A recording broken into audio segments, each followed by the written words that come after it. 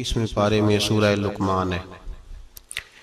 جناب لقمان علیہ الرحمن نبی نہیں تھے، اللہ کے نیک بندے تھے۔ حضرت داؤد علیہ السلام کی انہوں نے صحبت پائی تھی۔ رنگ کالا تھا، ہونٹ موٹے تھے، لیکن اللہ تبارک و تعالی نے حکمت اور دانائی بڑی عطا فرمائی تھی۔ آپ کی اس حکمت اور امور خیر کی وجہ سے دور دراز سے لوگ آپ کی خدمت میں حاضر ہوتے تھے اور آپ سے اللہ تبارک و تعالی کی عطا کردہ حکمت اور دانائی سے فیض یاب ہوتے تھے۔ حضرت لقمان نے اپنے بیٹے کو کچھ نصیحتیں فرمائیں۔ اپنے بچے کو انہوں نے کچھ چیزوں کے بارے میں تربیت دی۔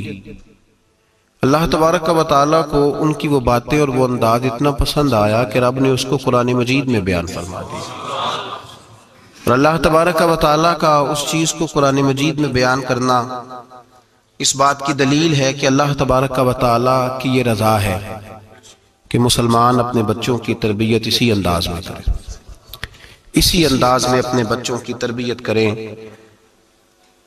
یہ عنوان اور یہ باتیں ماں اور باپ کو سیکھنی چاہیے، بلکہ ہمارے بعض بزرگ تو فرماتے ہیں کہ جس بیٹے اور بیٹی کا نکاح کرنے کا ارادہ ہو، اس کو جہاں اور ان کی ضرورت کے مسائل سکھائے جائیں وہاں انہیں سورہ لقمان کی ان آیات کی ضرور ان تک پیغام پہنچایا جائے، تاکہ انہیں پتہ ہو کہ کس نہج پر، کس بنیاد پر اور کس طریقے سے ہم نے اپنے بچوں کو اللہ تبارک و تعالیٰ کی رضا کے مطابق ڈھالنا۔ انسان سب سے زیادہ مخلص اپنی اولاد کے ساتھ ہوتا ہے۔ اس پر علماء نے کلام کیا ہے کہ بچے بھی اپنے ماں باپ کے ساتھ اتنے مخلص ہوتے ہیں کہ نہیں۔ اس میں تو شک ہے کہ ہو سکتا ہے بچے اپنے ماں باپ کے ساتھ اتنے مخلص نہ ہوں، لیکن یہ طے شدہ بات ہے کہ ماں باپ اپنی اولاد کے ساتھ وہ مخلص ہوتے ہیں، ان کا خلوص مکمل ہوتا ہے اپنے بچوں کے ساتھ۔ تو حضرت لقمان جب اپنے بچے کو نصیحت کر رہے تھے تو وہ ان باتوں کی طرف دلا رہے تھے جو وہ سمجھتے تھے کہ بڑی ہی ضروری ہیں، جن کی وجہ سے ان کا بچہ بڑی خیر پا جائے گا، مکمل کامیابی دنیا اور آخرت کی حاصل کر جائے گا۔ ہم اپنی اولاد سے مخلص ہوتے ہیں، ہمارا اپنی اولاد کے معاملے میں رویہ بڑا خوبصورت اور ہمارا دل اپنے بچوں کے بارے میں بڑا صاف ہوتا ہے۔ ہم چاہتے ہیں کہ ہماری اولاد شجر سایہ دار بنے، دنیا میں وقار حاصل کرے، روزی بھی اللہ تبارک و تعالی شان والی عطا فرمائے، اللہ انہیں ہر لحاظ سے نواز دے۔ تو قرآن مجید ہمیں تربیت دیتا ہے، قرآن مجید ہمارے ذہنوں کی ذہن سازی فرماتا ہے کہ پھر تم اس طرح اپنے بچوں کو ڈھالو، اس انداز میں اپنی اولادوں کی تربیت کرو۔ سورہ لقمان کی جو آیہ کریمہ میں نے سب سے پہلے تلاوت کی وہ 13 نمبر آیت ہے۔ اللہ تبارک و تعالیٰ نے ارشاد فرمایا وَإِذْ قَالَ لُقْمَانُ لِابْنِهِ، جب حضرت لقمان نے اپنے بیٹے سے کہا، وَهُوَ يَعِظُهُ، اور وہ اپنے بیٹے کو نصیحت کر رہے تھے۔ سب سے پہلے انداز کیا اختیار فرمایا، یا بنیا، اے میرے بیٹے۔ لفظوں میں حسن دیکھیے، اے میرے۔ ہمیں جب اپنی اولاد سے ناراضگی ہوتی ہے تو ہم ایک خطبہ پڑھتے ہیں، اس خطبے میں اپنی نیکیاں اور اولاد کی نالائکیاں گنواتے ہیں، سمجھانے کا انداز اختیار نہیں کرتے جاہو جلال میں۔ اور بعض اوقات معاذ اللہ تعالیٰ کچھ ایسے بھی لوگ ہوتے ہیں جو گالی بھی دیتے ہیں، سخت سست بھی کہتے ہیں، لفظوں کی حرمت کا پاس نہیں کرتے، اور وہ خطبہ وہ آدھے گھنٹے کا ہو، 25 منٹ کا ہو، وہ دے کے ہم نکل جاتے ہیں، ہمیں بڑا ستایا ہے تم نے۔ لیکن ہم کسی موقع پر بھی اس پھول کو جڑی بوٹی سے علیحدہ کرنے کی کوشش نہیں کرتے۔ ہم جو انداز ہونا چاہیے وہ انداز ہم اختیار۔ کب ایسا ہوا ہے کہ ہم نے بچے کو بلایا ہو، اس کو اپنی شفقت کی چادر کے نیچے بٹھایا ہو، پھر اس کو ہم نے نصیحت کی ہو؟ اور اگر ہم کبھی نصیحت کرتے بھی ہیں تو وہ دنیا داری کی نصیحت ہے، وہ مال دولت جمع کرنے کی نصیحت ہے، وہ زمانے میں اونچا مقام پانے کی نصیحت ہے۔ حضرت لقمان اپنے بیٹے کو نصیحت کرتے ہیں تو کہتے ہیں یا بنیا، او میرے بیٹے کا لفظ حسین جملہ۔ اللہ کے رسول صلی اللہ علیہ وسلم نے فرمایا اکریموا اولادکم، اپنی اولاد کی عزت کیا کرو۔ اپنی اولاد کی، ذرا بول کے بتائیے گا، اولاد کی، کس کی؟ کون عزت کرے؟ ماں باپ کس کی عزت کریں؟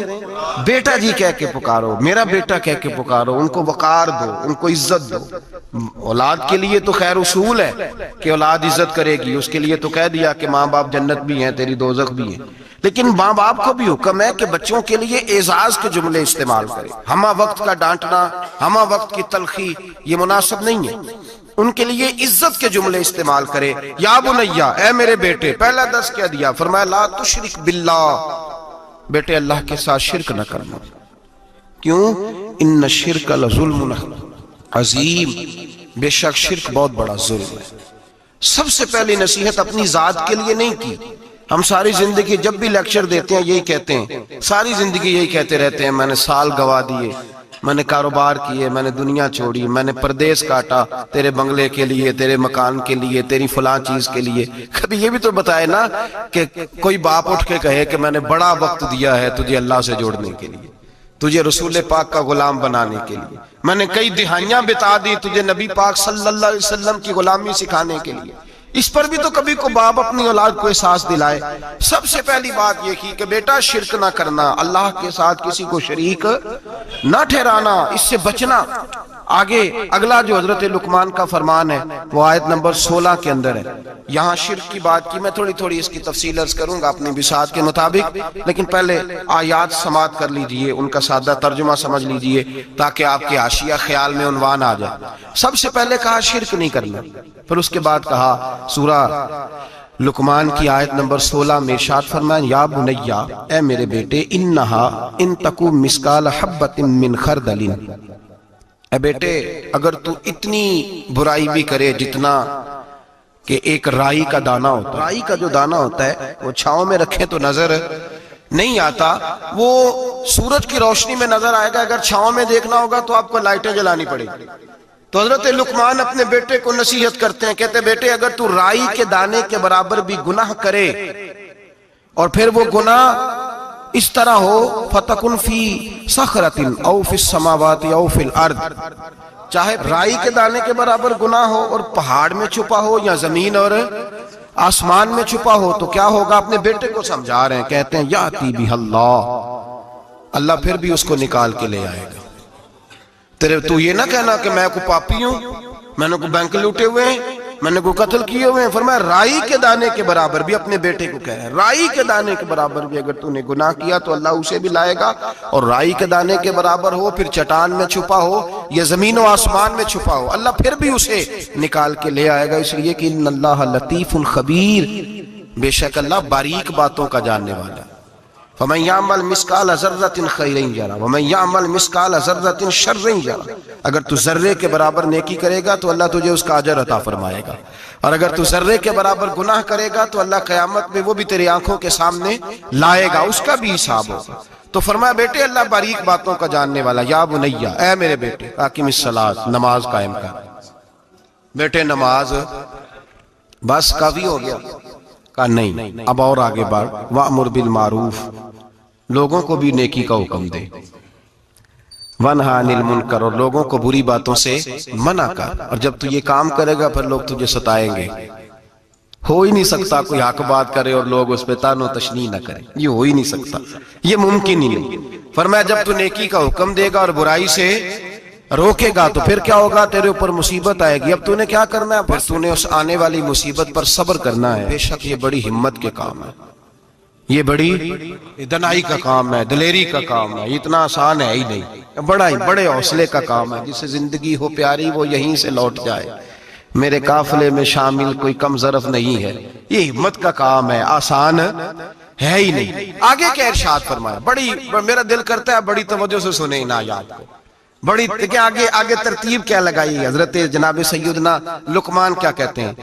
نماز پڑھ، دوسروں کو نیکی کا، برائی سے منع کر، اور یہ جب تیرے اوپر ان کاموں کی وجہ سے مصیبت آئے تو اس پر اس لیے کہ یہ جو کام ہے نا عزم الامور، یہ بڑی ہمت کے کام ہے۔ بس کروں ابا جی؟ فرمایا نہیں اور بھی کچھ کر۔ کیا؟ آیت نمبر 18 فرمایا وَلَا تُصَغِّرْ خَدَّكَ لِلنَّاسِ، اپنا منہ ٹیڑھا کر کر کے لوگوں سے بات نہ کیا کر، رخسار موڑ موڑ کے لوگوں سے بات نہ کر، وَلَا تَمْشِ فِي الْأَرْضِ مَرَحًا، اور زمین پہ اکڑ اکڑ کے نہ چل۔ ان اللہ لا يحب كل مختال فخور، بے شک اللہ کو اکڑنے والا، فخر کرنے والا پسند اللہ لا یحب، اللہ اس سے محبت ہی نہیں کرتا، اللہ رحمت ہی نہیں کرتا جو اکڑ اکڑ کے چلے۔ اس طرح نہ کر تو پھر کیا کروں؟ آیت نمبر 19 شروع ہو گئی، وقصد فی مشیک، درمیانی چال چل، وغضض من صوتک، اپنی آواز پست رکھ، اپنی آواز جو اعلیٰ ظرف ہوتے ہیں ہمیشہ جھک کے ملتے، صراحی سرنگوں ہو کر بھرا کرتی ہے پیمانے، اس طرح کر کے تو درمیانی چال چل اور اپنی آواز کو وغضض من صوتک، اپنی آواز کو پست رکھ، اس لیے کہ ان انکر الاصوات لصوت الحمیر، اللہ کو جو آواز سب سے ناپسند ہے اور سب سے بری آواز ہے وہ گدھے کی آواز ہے۔ چلا چلا کے نہ چل، تو ضدی ہو گیا تو اب شور نہ کر، یہ تربیت ہے اپنی اولاد کے لیے۔ سب سے پہلے ارشاد فرمایا جا رہا ہے کہ تو نے شرک نہیں کرنا۔ شرک بھی دو قسم کا ہے، ایک تو شرک وہ ہے کسی نے اللہ کی ذات میں شریک بنا لیا کہ یہ بھی ساتھ شریک ہے، اور ایک شرک اصغر ہے، ریاکاری، دکھلاوا، نماز اللہ کی پڑھنی، دکھانا بندوں کو۔ مسجد میں پیسے کس کی رضا کے لیے دینے ہیں؟ تو اعلان کرانے کا کیا مقصد ہے کہ ختم کے موقع پر سال ثواب کے موقع پہ کھڑے ہو کے اعلان ہوتا ہے 1 لاکھ قرآن پاک پڑھا گیا ہے، 10,000 درود شریف پڑھا گیا ہے، اور جو صاحب نے نا جی 50,000 روپیہ مسجد بھی دیا ہے، یہ شرک ہے، یہ شرک اصغر ہے، یہ میرے رسول پاک نے منع فرمایا ہے۔ صحیح بخاری میں لفظ ہے، نبی رحمت صلی اللہ علیہ وسلم شہدائے احد کے مزاروں پہ کھڑے تھے، تو وہاں کھڑے ہو کے اللہ کے رسول نے فرمایا میرے ذہن سے فکر نکل گئی ہے، میری امت قیامت تک شرک نہیں کرے گی، اب یہ مشرک نہیں ہوں گے، بت نہیں پوجیں گے، یہ دوسرے معبود نہیں بنائیں گے۔ تو حضور فکر کس بات کی ہے؟ فرمایا یہ ریاکاریاں کریں گے، دکھلاوے کریں گے، تصنع بناوٹ کریں گے، یہ اللہ کی عبادت میں اوروں کو شریک ٹھہرائیں۔ میرے دوستو یاد رکھو، سب سے پہلا حکم حضرت لقمان اپنے بچے کو دے رہے ہیں اور بتا یہ رہے ہیں کہ بیٹے اللہ والا بن جا، بیٹے اللہ سے جڑ جا، شرک نہ کرنا، شرک بہت بڑا ظلم ہے۔ میرے بھائی سب نے مفسرین نے اپنی اپنی بات لکھی، میرے استاذ گرامی یہاں فرمایا کرتے تھے، بھائی اگر تو دنیا میں اپنے بیٹے کو دھوپ میں بیٹھا دیکھے تو تیرا دل پھٹ جاتا ہے، یہ دھوپ میں کیوں بیٹھا ہے؟ اس کو شرک سے بچا، شرک اکبر سے بھی بچا، اصغر سے بھی بچا، خفی اور جلی دونوں قسم کے شرک سے بچا۔ دنیا میں تیرا بیٹا دھوپ میں ہو تجھ سے برداشت نہیں ہوتا، بتا اگر تیرا بیٹا جہنم میں گیا تو تجھے کیسے برداشت ہوگا؟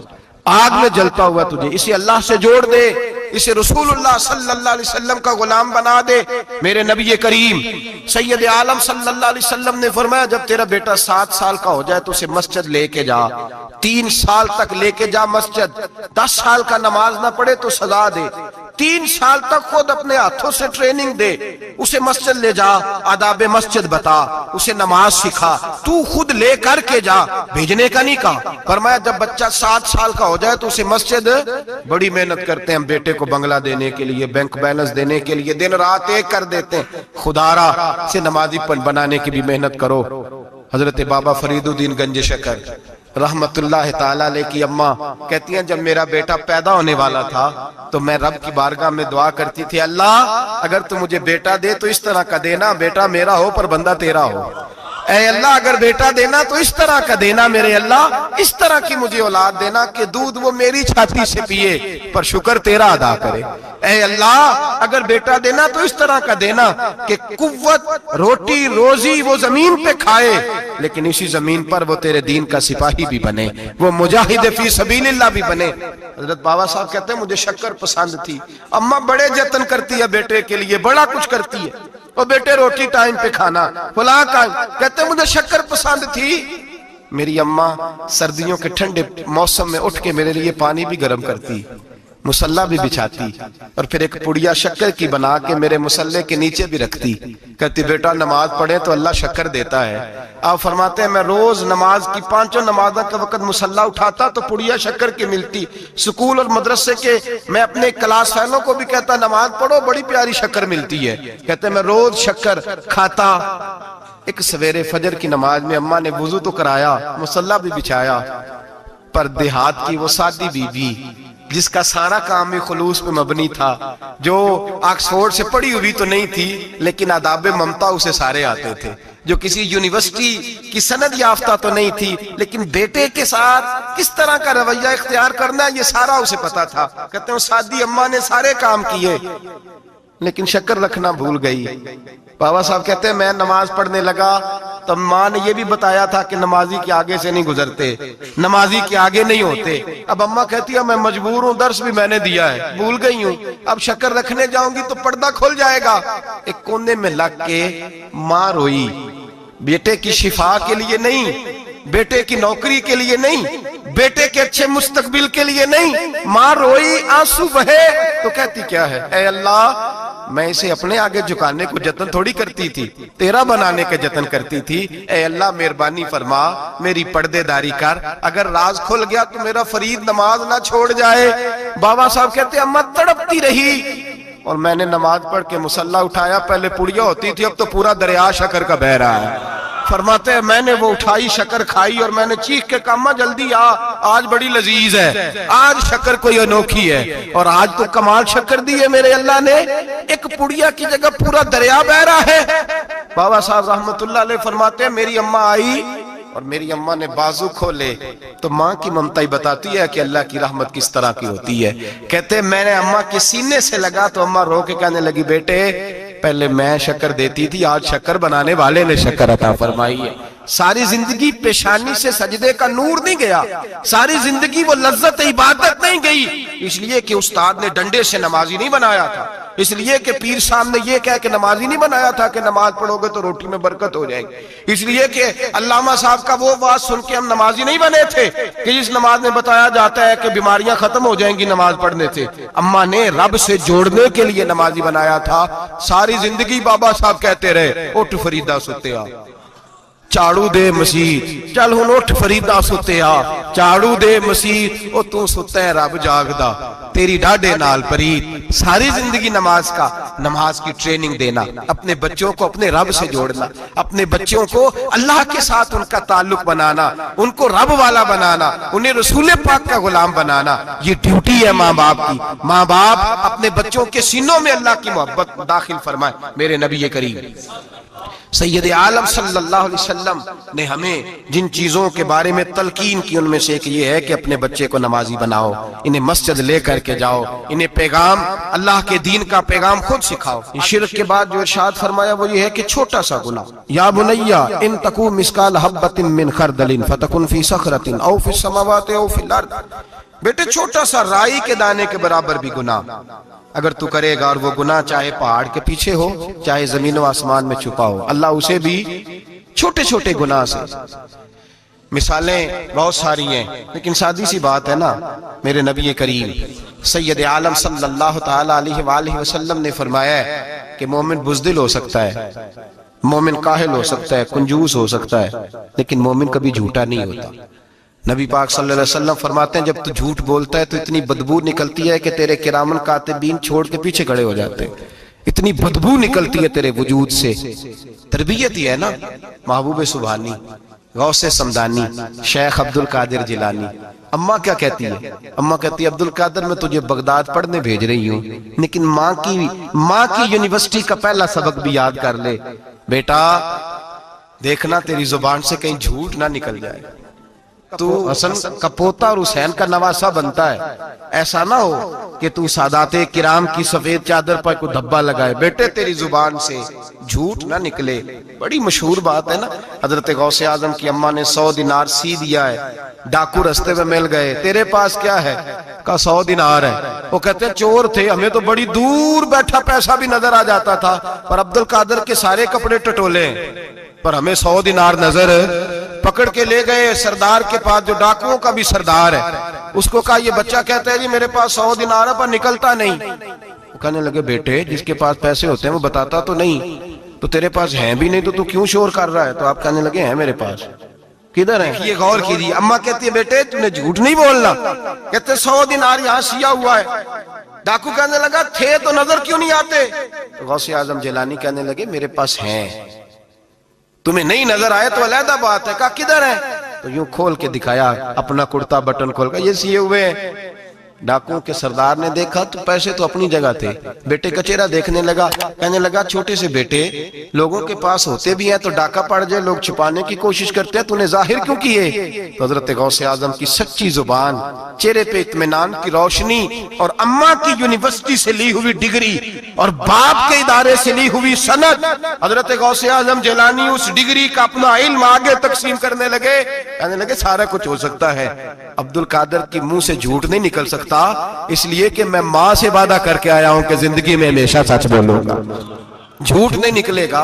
और लफ्जों की सदाकत थी, 11-12 साल की उम्र, मासूमियत के जुमले ऐसे निकले कि डाकुओं का सरदार कांपने लगा, राशा तारी हो गया, पलट के उसके आंसू निकले।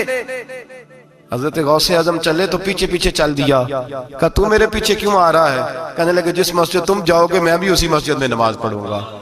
अपने वर्करों से कहने लगा तुमने डालने डाके तो डालो, मुझे तो इसके सच ने धो डाला है।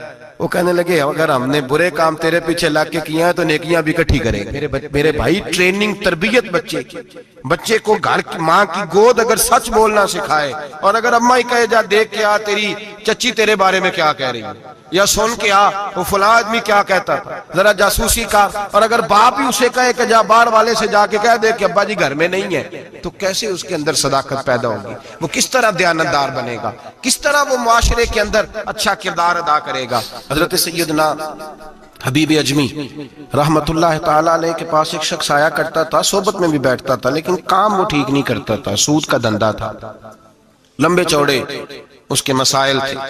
हालांकि एक ही बेटी थी, वो भी दोनों टांगों से माजूर थी, दोनों टांगों से माजूर, बड़े हकीम तबीब दिखाए लेकिन बच्ची को शिफा नहीं होती। शख्स भी अपने मिजाज के लिहाज से अच्छा नहीं था। कहते सवेरे सवेरे आया तो कहने लगा हुजूर मुझे तौबा करा दे, आज के बाद ना झूठ बोलूंगा, ना हराम खाऊंगा, ना शराब पीऊंगा। तो कहते हैं जितने लोग बैठे थे कान खड़े हो गए। कहा तुझे क्या हुआ? कहने लगा 11-12 साल का नौजवान आया, मुझे तौबा करा गया। चढ़ती जवानी, 11-12 साल, 14-15 साल का बच्चा मुझे तौबा करा गया। तो कहते हैं हम महवे हैरत हुए कि इतना सा बच्चा। तो कहते हैं किसी नेक बाप का बेटा था, किसी परहेजगार माँ का बेटा था, घर में तरबियत हुई। इतने बच्चे तो खानका भी नहीं जाते, इतने से बच्चे थोड़ी किसी इदारे के फारिग तहसील होते हैं, किस मदरसे से पढ़े होते? कहते छोटी सी उम्र।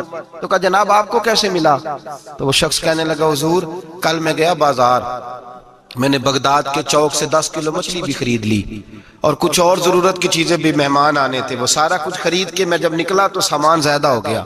चौक में मजदूर बैठे होते थे, मैंने कहा भाई मेरे साथ फलां मोहल्ले तक सामान पहुंचाना है। वो बच्चा कहने लगा चचा अगर मैं चलूं तो। मैंने उसको एड्रेस वगैरह बतलाया तो 3 दिनार मजदूरी तय हो गई सामान घर पहुंचाने की। कहते मेरे साथ वो निकला और जब रास्ता तय करने लगा तो रास्ते में गर्मी बड़ी सख्त थी, जोहर का वक्त था। जरा हमने चंद कदम उठाए, 2-4 गलियां गुजरे थे कि अजाने जोहर की आवाज आने लगी। तो कहते हैं बड़ी मिन्नत के अंदाज में, बड़ी गुजारिश के अंदाज में मेरी तरफ देखा, उम्र छोटी सी है। कहने लगा चचा अगर इजाजत मिल जाए तो मैं जोहर की नमाज पढ़ लूं। कहते मैं एक जगह फट्टे पे बैठ गया और गप्पे करने लगा, सामान वहां रखा, मैंने कहा पढ़ ले नमाज। कहते हैं बच्चा नमाज पढ़ने चला गया, बाकी लोग देर से आए, वो नमाज पढ़ के जल्दी आ गया।